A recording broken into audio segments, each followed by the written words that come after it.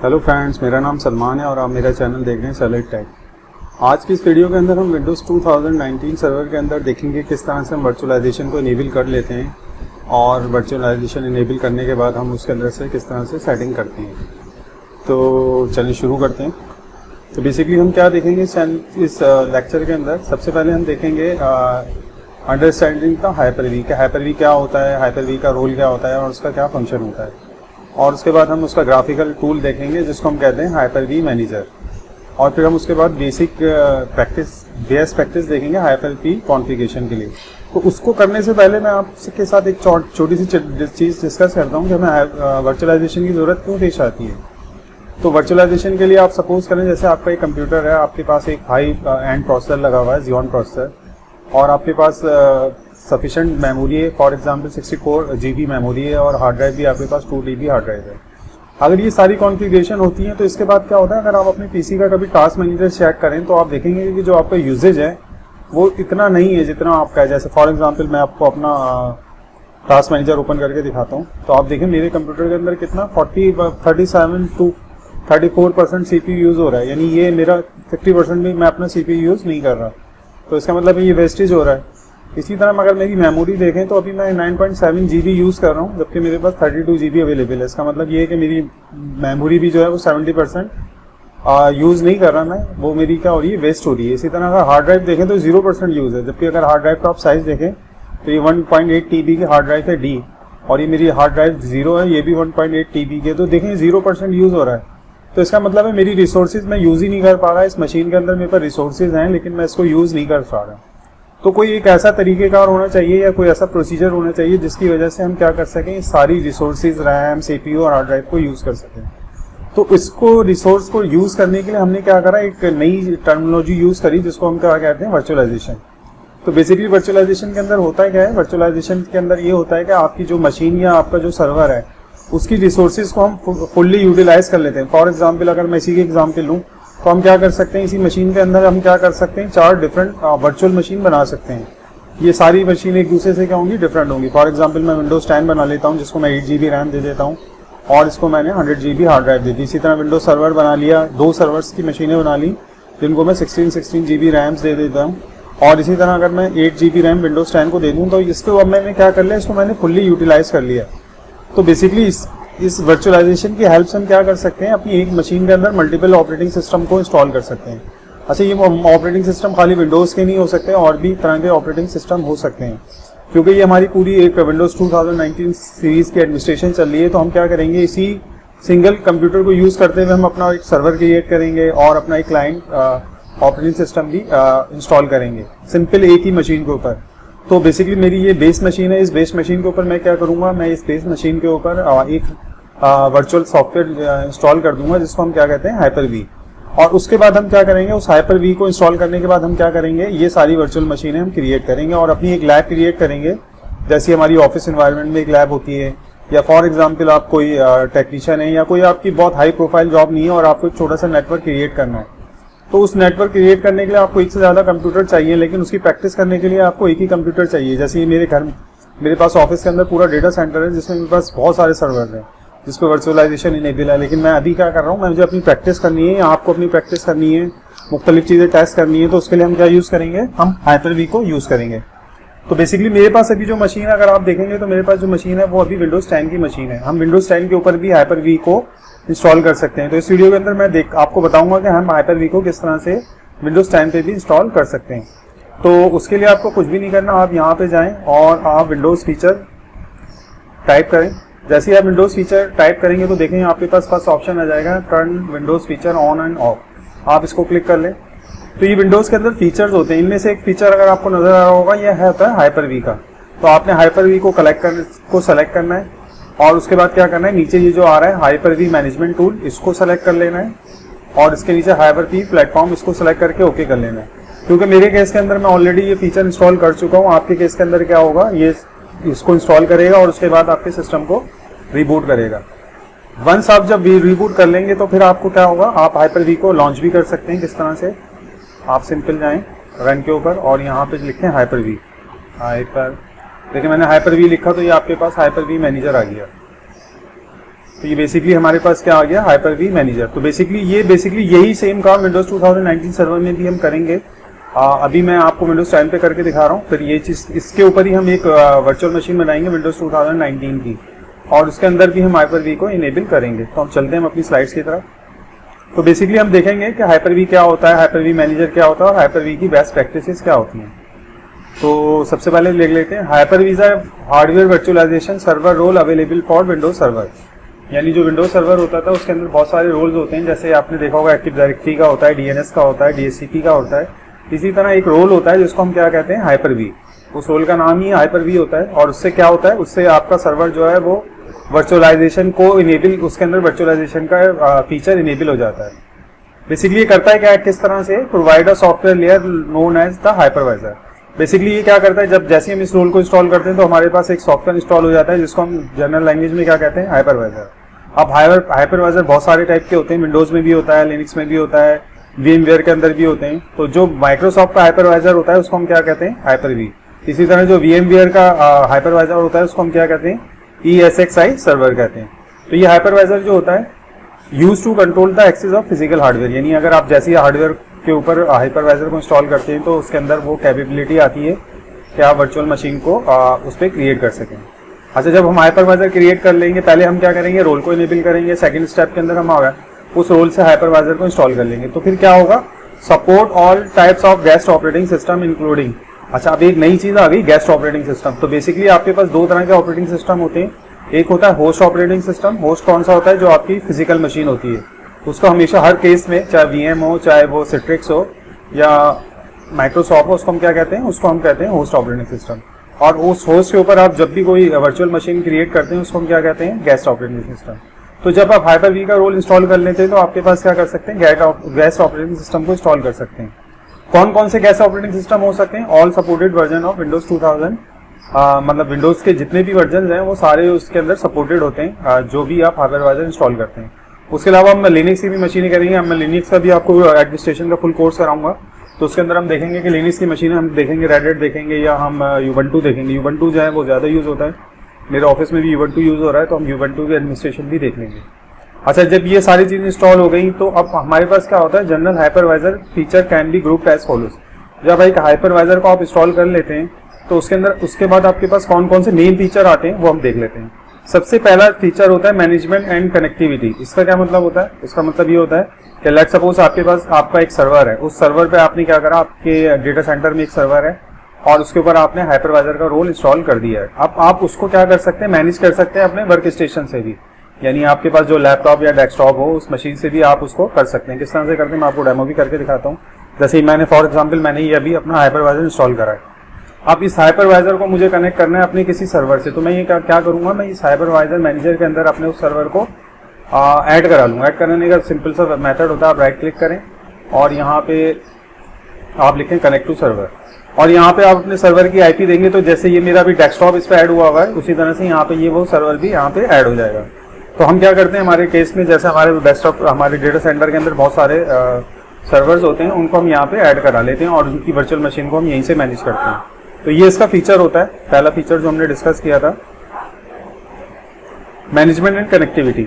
दूसरा क्या है, पोर्टेबिलिटी। पोर्टेबिलिटी तो बेसिकली पोर्टेबिलिटी का मतलब ये है कि फॉर एग्जांपल अब मैं ये चाह रहा हूँ, मुझे कोई मशीन क्रिएट करनी है विंडोज सर्वर 2019 की या कोई और ऑपरेटिंग सिस्टम की, तो मैं क्या कर सकता हूँ, मैं उसको अपने लैपटॉप में या डेस्कटॉप पे क्रिएट करता हूँ और उसके बाद मैं उसको क्या कर दूंगा, एक्सपोर्ट कर दूंगा कहाँ पे, अपने डेटा सेंटर में, यानी मैं उसको मूव भी कर सकता हूँ। इसी तरह अगर मेरे पास डेटा सेंटर पे कोई मशीन है और मैं चाह रहा हूँ उसकी टेस्टिंग करना या उसके ऊपर कोई चीज़ चेक करनी है, तो मैं उसको क्या कर सकता हूँ, कॉपी करके अपने पास भी रन कर सकता हूँ। तो ये क्या चीज़ कहलाती है, पोर्टेबिलिटी। उसके बाद होती है disaster recovery and backup. Disaster recovery और बैकअप क्या होता है कि अगर आपकी मशीन चल रही है Hyper-V की, तो आप क्या कर सकते हैं, उसके अंदर आप उसको अपने DR साइट के साथ भी इंटीग्रेट कर सकते हैं। किस तरह से करते हैं, आप उसमें कोई क्लस्टर भी बना सकते हैं, वो हम सारी चीज़ें देखेंगे। इसी तरह आप उसका बैकअप भी ले सकते हैं। उसके बाद एक और फीचर होता है सिक्योरिटी का। सिक्योरिटी का फीचर क्या होता है, हाँ ये बहुत इंपॉर्टेंट फीचर है। इसका मतलब ये होता है कि आप अपनी VMs जो आपने VM क्रिएट की है किसी फिजिकल सर्वर पे, अगर आप क्या करते हैं, आप ये चाहते हैं कि उस सर्वर के ऊपर की पे किसी और यूजर को राइट है, फॉर एग्जांपल जो आपके बैकअप ऑपरेटर होते हैं वो आपके सर्वर को यूज कर सकते हैं, तो आप क्या कर सकते हैं, उसमें सिक्योरिटी इंप्लीमेंट कर सकते हैं कि आपकी VM के साथ वो ना लॉगिन कर सकते हैं ना उसके अंदर कोई फाइल को चेंज कर सकते हैं। तो इसको हम करते हैं सिक्योरिटी फीचर। उसके बाद है ऑप्टिमाइजेशन। ऑप्टिमाइजेशन वैसे भी पता है आपको, ऑप्टिमाइजेशन का मतलब होता है कि अपनी रिसोर्सेज को फुल्ली यूटिलाइज करना, यानी उसके अंदर आपकी मेमोरी हो जाएगी, स्टोरेज हो जाएगी और सीपीयू होगा। तो आजकल जितनी भी डेटा सेंटर्स हैं या जो भी छोटे एनवायरनमेंट भी हैं, जैसे कोई ऑफिस है जिसमें 10 कंप्यूटर्स या 20 कंप्यूटर्स हो, तो उसमें भी हम क्या करते हैं, हाइपरवाइजर को इंस्टॉल करते हैं, यानी वर्चुअलाइजेशन को हम यूज करते हैं। अच्छा, उसके बाद आपकी रिक्वायरमेंट क्या होती है हाइपरवाइजर को इंस्टॉल करने के लिए? तो आपके पास क्या होना चाहिए, एक आपके पास होना चाहिए आपको रोल इंस्टॉल करने के लिए 64 बिट प्रोसेसर, यानी आपके पास 64 बिट प्रोसेसर होना चाहिए, सफिशिएंट मेमोरी होनी चाहिए, और उसके अलावा क्या होना चाहिए, आपके पास जो वर्चुअलाइजेशन की टेक्नोलॉजी है या फीचर है उसको आप बायोस में जाके इनेबल कर सकते हैं। अच्छा, बायोस में इनेबल करने के लिए आपको ये करना पड़ेगा, आपका जो भी कंप्यूटर है आप उसको गूगल करें और उस पर लिखें कि how to enable virtualization from BIOS, और अपने मॉडल लिख दें कंप्यूटर का, तो वो आपको पता चल जाएगा। To verify the meet requirement, आप ये कमांड होती है msinfo32, आप इससे भी चेक कर सकते हैं। आप रन पे जाएं और ये टाइप करें तो आपको ये मिल जाएगी। तो देखिए आपको नजर ही आ रहा होगा कि ये मेरा जो है 64 बिट प्रोसेसर है, तो ये इसका मतलब है मैं इसके अंदर वर्चुअलाइजेशन इनेबल कर सकता हूँ। इसी तरह आपको नजर आ रहा होगा मेरे पास Core i5 है, इसके अंदर 4 प्रोसेसर हैं, और इसी तरह मेरे पास रैम भी आ रही होगी इसमें। अगर आप देखेंगे तो ये आपको बता रहा है कि मेरी फिजिकल मेमोरी कितनी है, तो इसका मतलब है आप ये सारी चीज़ें यहाँ से भी चेक कर सकते हैं।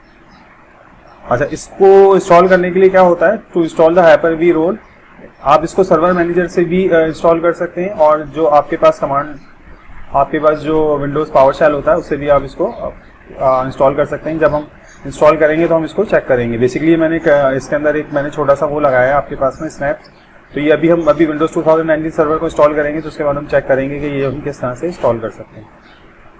तो उसके बाद हम और कुछ फीचर देख लेते हैं इसके।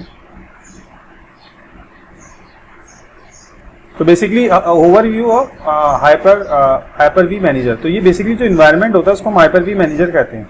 जैसे आपको नजर आ रहा होगा हाइपर-वी मैनेजर, इसके अंदर ये आपको हाइपर-वी मैनेजर नजर आ रहा है।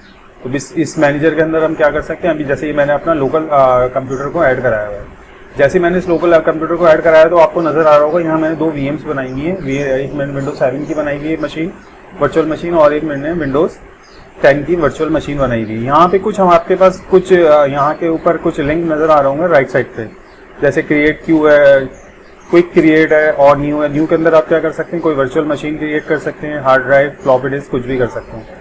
तो इसी तरह दूसरा ऑप्शन आपको नजर आ रहा होगा वर्चुअल इम्पोर्ट वर्चुअल मशीन, यानी अगर आपको कोई मशीन जो आपके पास बनी हुई ऑलरेडी उसको आप इंपोर्ट करना चाह रहे हैं इस मैनेजर के अंदर, तो वो भी आप इंपोर्ट कर सकते हैं।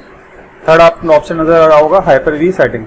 हाइपर-वी सेटिंग के अंदर भी हम क्या कर सकते हैं, हाइपर-वी की सेटिंग्स भी हम बता सकते हैं। जैसे फॉर एग्जांपल, जैसे आपको ये नजर आ रहा है वर्चुअल हार्ड डिस्क, तो जो भी कोई वर्चुअल हार्ड डिस्क बने बाय डिफॉल्ट उसको वो कहाँ पे सेव करे। जैसे ये by default C Windows public documents, और ये इसके अंदर शुरू सेव होती है। इसी तरह सी ड्राइव के अंदर भी होती है।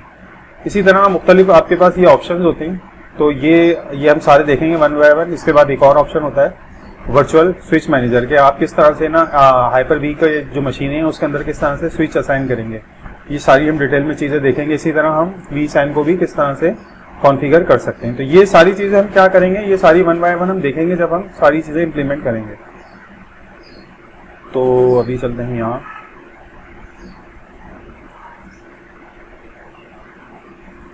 अच्छा, ये बेस्ट प्रैक्टिस क्या होती है हाइपर-वी के लिए? जो बेस्ट प्रैक्टिस हैं जो आपको फॉलो भी करनी चाहिए वो क्या होती हैं?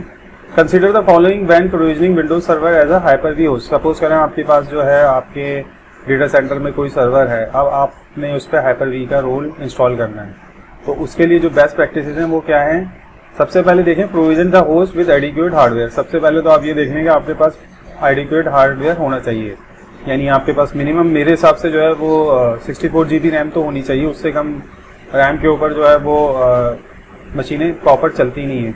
इसी तरह प्रॉपर आपके पास हार्ड ड्राइव होनी चाहिए, और उसके अलावा आपके पास जो है वो प्रोसेसिंग पावर होनी चाहिए, यानी एटलीस्ट 32 बिट का प्रोसेसर होना चाहिए आपके पास, 32 कोर का प्रोसेसर होना चाहिए, जिसकी आप अगर लॉजिकल कोड देंगे तो 64 कोर तक का होगा। उसके अलावा क्या, do not collect other server role, यानी आपके पास विंडोज सर्वर जब भी इंस्टॉल करते हैं तो मुख्तलिफ रोल असाइन होते हैं, लेकिन कोई ऐसा सर्वर जिसको आपने वर्चुअलाइजेशन इनेबल करनी है उस पर खाली हाइपर-वी के रोल को ही इंस्टॉल करें। अच्छा, उसके बाद क्या है, मैनेज हाइपर-वी रिमोटली, यानी आप क्या करें, आप हाइपर-वी को जो है डायरेक्ट सर्वर से एक्सेस ना करें, बल्कि जैसे मैंने अपने केस के अंदर क्या करा हुआ, हाइपर-वी मैनेजर को इंस्टॉल किया हुआ है, तो मैं इसको रिमोटली विंडोज 10 की मशीन से भी यूज़ करूँगा। Run Hyper-V by using a server core configuration. अच्छा, ये सर्वर कोर कॉन्फ़िगरेशन क्या होती है ये भी हम देखेंगे। बेसिकली मैं आपको भी बता देता हूँ, सर्वर कोर कॉन्फ़िगरेशन का मतलब होता है कि आप विंडोज सर्वर इंस्टॉल करेंगे लेकिन उसमें GUI नहीं होगा। बेसिकली उसमें खाली कमांड्स प्रॉम्प्ट होंगे, और जैसे लिनक्स के अंदर होता है कि आपके पास ग्राफिकल यूज़र इंटरफेस नहीं होता। तो ये इसकी बेस्ट प्रैक्टिसेस हैं। अभी के लिए हम क्या करते हैं, हम अपना ब्राउज़र ओपन करते हैं और इस ब्राउज़र में आप टाइप कर लें विंडोज़ डाउनलोड विंडोज 10 VM। तो आपको एक बनी बनाई VM भी मिल जाती है जिसको आपको इंस्टॉल करने की ज़रूरत नहीं होती है। फॉर एग्जांपल जैसे ये आपके पास लिंक आ रहा है। अच्छा, इसमें से जो आपको लिंक करना है वो आप ये माइक्रोसॉफ्ट एज डेवलपर कोई रोल को सेलेक्ट कर लें। इसमें बनी बनाई VM है जो आप यूज़ कर सकते हैं। हम इसको न्यू टैब में खोल लेते हैं।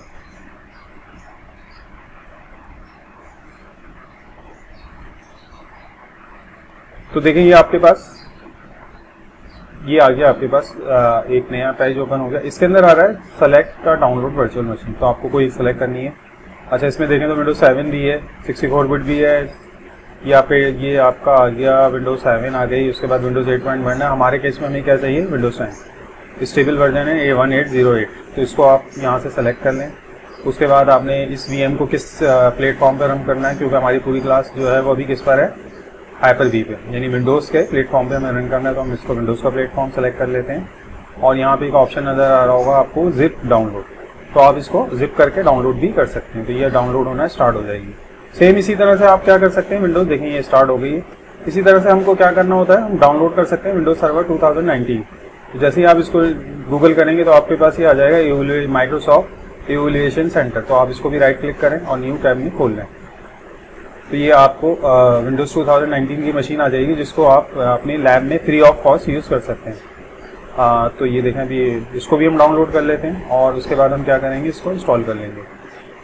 तो देखें मेरे पास ये आ गया। अब इसमें बहुत सारे वर्जन आ रहे हैं, जैसे ये आ रहा है इंग्लिश यूनाइटेड स्टेट, और इसमें हम जो करेंगे, हम क्या करेंगे, हम आईसो फाइल, इसकी हम आईसो फाइल को भी डाउनलोड कर सकते हैं। तो मैं हमारे केस में हम इसको क्या करेंगे, 64 बिट एडिशन को मैं क्लिक कर लेता हूँ। देखिए मेरे पास आ गया 4.9 GB का। तो ये तकरीबन मेरे पास आईसो आ जाएगा 4.9 GB का। विंडोज 10 की मशीन आ जाएगी मेरे पास 6 GB की। फिलहाल मैं इसको कैंसिल कर देता हूँ ताकि हमारा टाइम सेव हो सके। अब हम आ जाते हैं अपने Hyper-V मैनेजर में। इस Hyper-V मैनेजर में हम आज क्या करते हैं, आज हम एक नई मशीन क्रिएट करते हैं विंडोज़ 2019 सर्वर। तो क्रिएट करने का प्रोसीजर बहुत ईजी है। आप क्या सबसे पहले अपना जो भी जिस कंप्यूटर में भी आपने सेलेक्ट करना है उसको ऐड कर लें, और यहाँ आपको ऑप्शन नज़र आया होगा न्यू का, आप न्यू को क्लिक कर लें और यहाँ पे आप पहला ही ऑप्शन है वर्चुअल मशीन। हम वर्चुअल मशीन को क्लिक कर लेते हैं। उसके बाद हम करते हैं नेक्स्ट करने के बाद उसका नाम दे दें, हम उसका नाम दे देते हैं विंडोज़ SRV 2019। ठीक है। उसके बाद आप store in the virtual machine in different location. तो मैंने अपने डी के अंदर एक फोल्डर बनाया हुआ है Hyper-V VMs का। इस Hyper-V VMs के अंदर मैं एक नया फोल्डर बना लेता हूँ, विंडोज़ SRV 2019। इस फोल्डर के अंदर हम अपनी मशीन को सेव कर लेते हैं। ठीक है। उसके बाद हम नेक्स्ट करते हैं। अच्छा, ये आ रहा है आपके पास जनरेशन 1 एंड जनरेशन 2। बेसिकली ये क्या होती है, जनरेशन 1 जो होती है पुरानी जनरेशन है, यानी इसके अंदर कुछ फीचर थे जो पुरानी ऑपरेटिंग सिस्टम के अंदर यूज़ कर सकते थे, हम वो यूज़ कर सकते हैं। और ये जनरेशन 2, हम जनरेशन 2 के साथ जाएंगे। बेसिकली अभी मैं आपको इसी के अंदर ही बता दूंगा जब इंस्टॉलेशन हो रही होगी कि जनरेशन 1 और जनरेशन 2 में क्या डिफरेंस है। फिलहाल हम नए वर्जन में चले जाते हैं। जैसे आपको नज़र आ रहा होगा ये 64 बिट को सपोर्ट करता है, और इसके अंदर जो बायोस का वर्जन होता है वो UEFI बेस्ड होता है, और ये क्या होता है, ये आपका पुराना वर्जन होता है, लेगेसी बायोस होती है। हम इसको नेक्स्ट कर लेते हैं। इसको हमें रैम कितनी देनी है, फॉर एग्जांपल मैं अभी के लिए इसको कर लेता हूँ 8 GB। तो ये तकरीबन आपका हो जाएगा, कैलकुलेटर ओपन कर लेते हैं। कैलकुलेटर के बाद हम इसको चेक कर लेते हैं। हमारा 8 मल्टीप्लाई बाय 1024 इजिकल टू, ये इसकी 8 GB हम रैम दे देते हैं, 8192 दे देते हैं। 8192 ये हमारी रैम हो गई 8 GB। अच्छा, use the dynamic for virtual machine, इसका मतलब ये इसको डायरेक्ट एलोकेट नहीं करेगा। जैसे जैसे इसको रैम रिक्वायर्ड होगी ये फिक्स नहीं करेगा, जैसे जैसे इसको रिक्वायर्ड होगी इसको एलोकेट करता रहेगा। हम नेक्स्ट कर लेते हैं। फिलहाल के लिए हम अभी इसको किसी भी नेटवर्क से कनेक्ट नहीं करते, क्योंकि नेक्स्ट लेक्चर में मैं आपको नेटवर्किंग के मुतालिक बताऊंगा कि किस तरह से इसके अंदर नेटवर्किंग हम इम्प्लीमेंट करते हैं। हम नेक्स्ट कर लेते हैं। उसके बाद ये एक फाइल बना रहा है, देखेंगे ये आपको नज़र आ रहा होगा, ये इसकी हार्ड ड्राइव की फाइल होती है, वर्चुअल हार्ड ड्राइव, जिसका एक्सटेंशन होता है VHDX। जैसे VM के केस के अंदर ये क्या होती थी, VMDK होती थी, तो यहाँ पे क्या होती है, VHDX होती थी। इसको हम साइज देते हैं, अभी के लिए हम इसको रख लेते हैं, लेट सपोज 100 GB, ठीक है। और उसके बाद हम क्या कर लेते हैं, ये हार्ड ड्राइव का साइज हो गया, नेक्स्ट कर लेते हैं। और मैं करता हूँ इंस्टॉलिंग ऑपरेटिंग सिस्टम लेटर, बाद में हम इसके अंदर ऑपरेटिंग सिस्टम डालेंगे, हम नेक्स्ट करते हैं। ये पूरी आपको एक समरी देगा और हम इसको फिनिश कर देते हैं।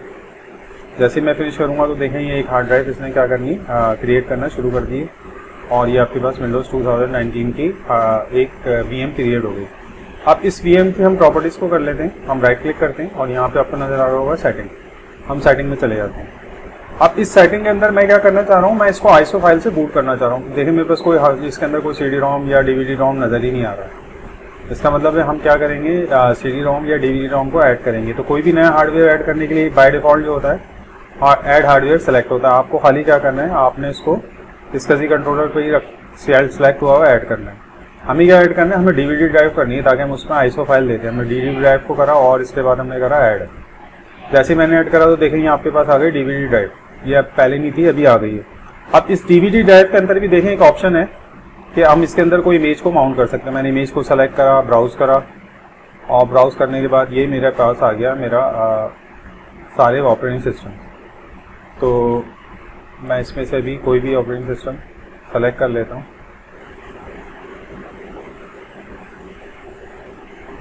तो इसके अंदर देखें मैंने अपने विंडोज़ 2019 की ISO फाइल को सेलेक्ट करके ओपन करा और इसको मैंने अप्लाई करा और इसके बाद मैंने ओपन कर लिया। अब इसको हमें क्या करना है, हम इस पर राइट क्लिक करेंगे और हम चले जाएंगे कनेक्ट पे। जैसे ही कनेक्ट पे जाना होगा, यहाँ पे एक ऑप्शन होगा स्टार्ट का, आप स्टार्ट को क्लिक कर दें।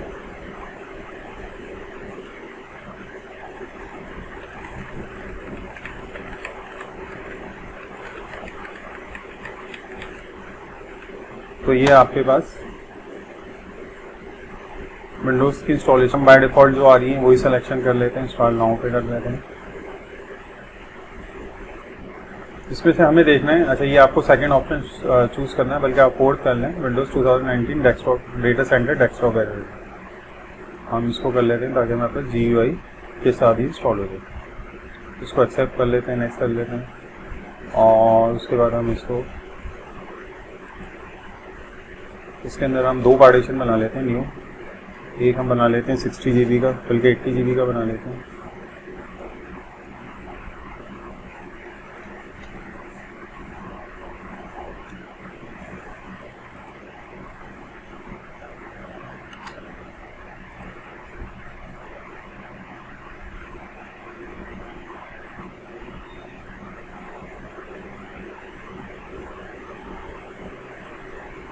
नेक्स्ट कर लेते हैं और ये इसके ऊपर विंडोज़ इंस्टॉल होना शुरू हो जाती है। तो चले हम अभी देख लेते हैं कि जो इसके अंदर जनरेशन 1 और जनरेशन 2 का डिफरेंस था वो क्या था।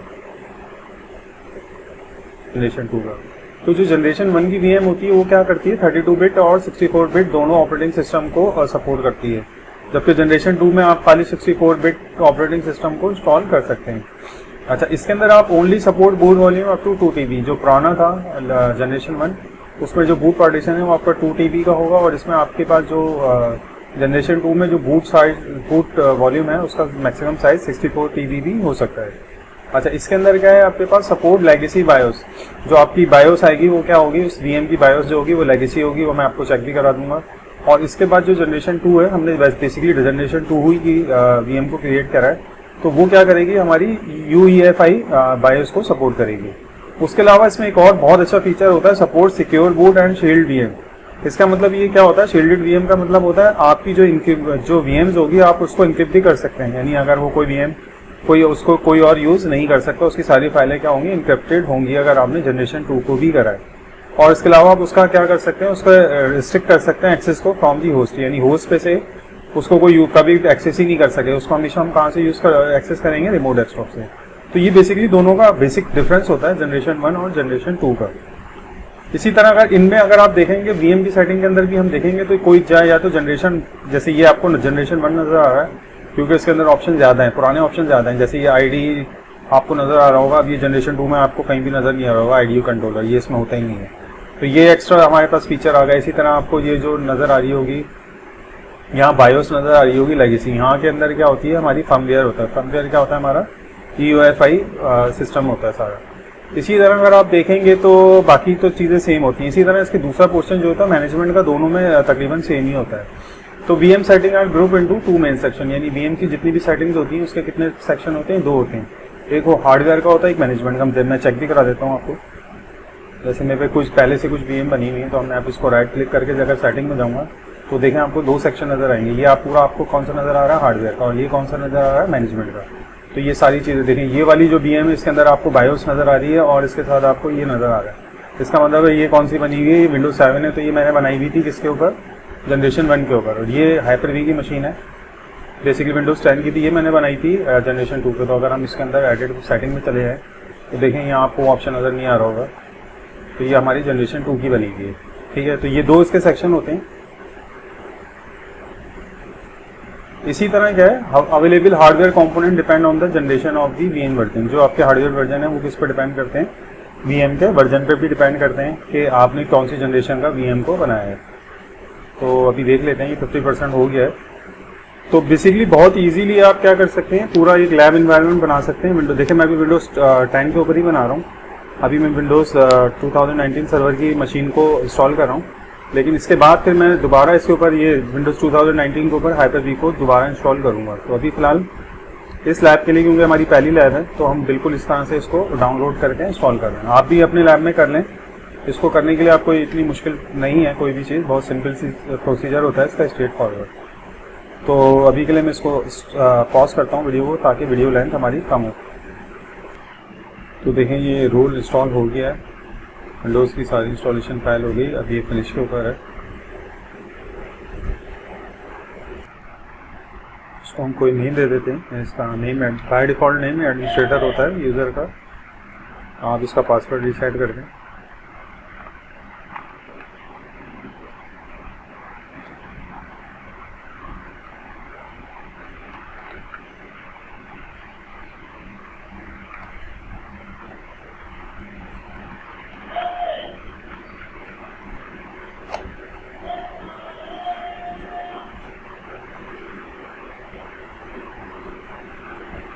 नेक्स्ट कर लेते हैं हम इसको।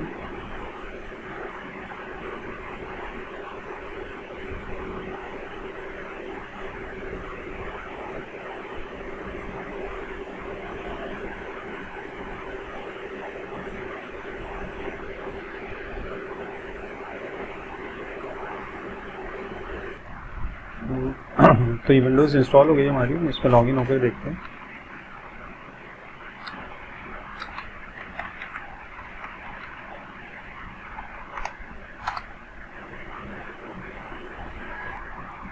तो देखिए ये विंडोज़ हमारी इंस्टॉल हो गई है और इसको हम हाइपर-वी के ऊपर रन कर रहे हैं।